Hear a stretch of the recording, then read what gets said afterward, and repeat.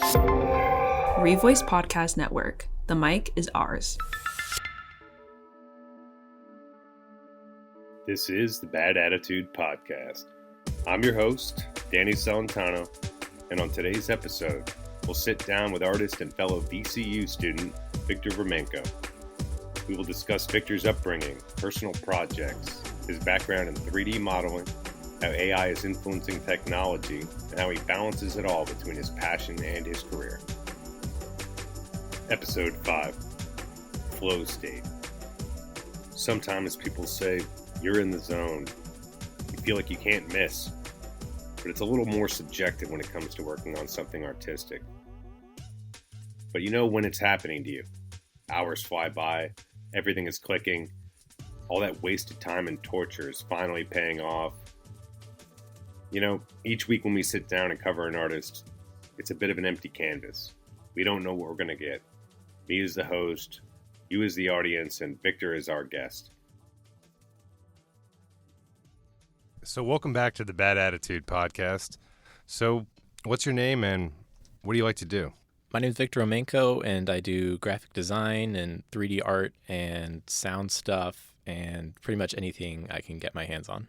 So did any of that come from your upbringing, or where did you grow up? So I actually grew up in Homer, Alaska, but mostly what happens with living in Alaska is there's nothing to do. So you ended up turning to like the internet to do pretty much everything. So a lot of my time was spent watching YouTube and also just playing around with different softwares and kind of making art in strange ways, I guess.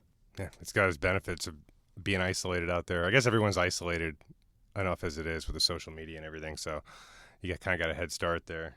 So what was one of the first things you remember creating when you were like, yeah, this is good, and I think I might have something here with this? The moment that kind of put me on the track to be where I am right now with art was when I first started picking up 3D modeling and 3D artwork. So during COVID, me and a bunch of my friends, we had like a Minecraft world together. That was our whole thing. We sunk like hundreds of hours into that. What we ended up doing was I managed to get a world download of the Minecraft world, and I was able to export it into my different 3D softwares.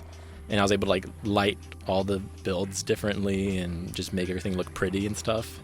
I initially came into VCU wanting to do graphic design, but I realized that I was doing graphic design in kind of a like strange way compared to a lot of other people. I would use 3D softwares a lot for my designs, I guess, and I just did not see a lot of people doing that. We got into Victor's creative process a little bit, but analyzing it, breaking it down, understanding it, good luck. Whether you're bouncing around between Adobe products for different effects or layers, or combining hand-drawn aspects, it changes whether you're working alone or collaborating, or who you're collaborating with and when. It's a little exhausting to sum it all up, but if it wasn't confusing, then it probably wouldn't be worth trying to understand in the first place. At this point, you know, you've got a few different things that you're into, I'm hearing so far. Do you have a form where this is my natural medium for art? And then maybe there's others where you go, I really don't feel like this is quite me. I need to get into a specific place in order to do this. Yeah, I think so. I think a lot of time when I'm making art lately, because I've just kind of been branching out into a bunch of different things. Like I'm a graphic designer for the Student Media Center. I do stuff at the ICA. But I find that a lot of the art I make and the way I go about making it is really dependent on like the people around me, or if there like is a presence of people around me. But I find that when I'm just like by myself, I don't even think about any of that, and I just kind of get into like a flow state. A lot of my art doesn't just rely on like one software, one medium. It's like really like cross-disciplinary, I guess. So like I bounce between a bunch of like Adobe products, and then go to Blender, and then after Blender I go to like DaVinci, and then after that. What does that mean when you go to DaVinci? So DaVinci Resolve is like a video editing software, and I use it a lot for color grading. But even before everything, like sometimes I even make my own like textures. So in 3D artwork, the things you see are all the textures, all the materials are either driven by like images or like math, essentially. And so some of the images I end up making myself. So I'll like draw out on crayons on like a sheet of paper and then bring that into the whole process and then have that be a part of it too. But I think just bouncing between all the different softwares has become like one central workflow that I just feel super comfortable with. Yeah, you just kind of intuitively know what's next. You come back around, fill in the gap here, and then you know at some point, oh yeah, there's going to be in the back of my head, I'm going to have to pop back over to this one. Or do you think that AI is going to play a major role? I mean, we know it is, but as far as your work, how do you see AI? Do you see it coexisting positively, or are you concerned? What's your take on that? It's a mix of the two. So with 3D artwork, it just kind of depends on what you use it for. For people, well, where I'm at right now is I currently make artwork just as stills. So I'll render out a scene and it'll just almost be like a picture, right? If AI were to do that sort of task, they would go in and generate like a model that looks good from an angle, or they would generate like textures that look good from an angle. But like from any other angles, they wouldn't work well visually and also just like functionally. I think one big thing in the gaming industry, especially, and as well with like movies and like TV shows, when 3D things are animated, they have to have things called like, well, it's called like having good topology.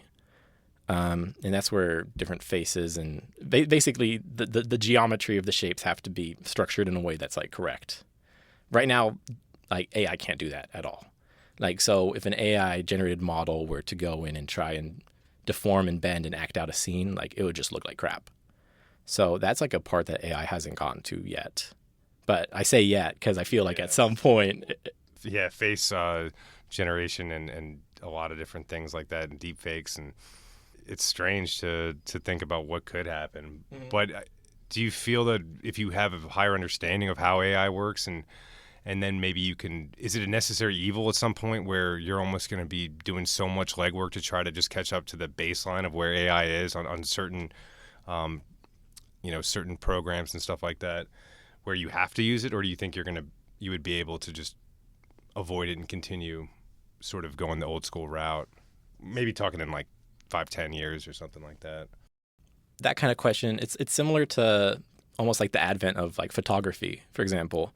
Like when like cameras were coming out, painters were like getting pissed because they're saying like, oh my gosh, nobody's going to want to buy my portraits. Nobody's want to have a portrait painted of them anymore. They could just have a camera take it for them. Mm-hmm. Yeah, film to digital and all that kind of stuff. But like we still have painters today. We still have people who want their portraits drawn or painted or all that, right?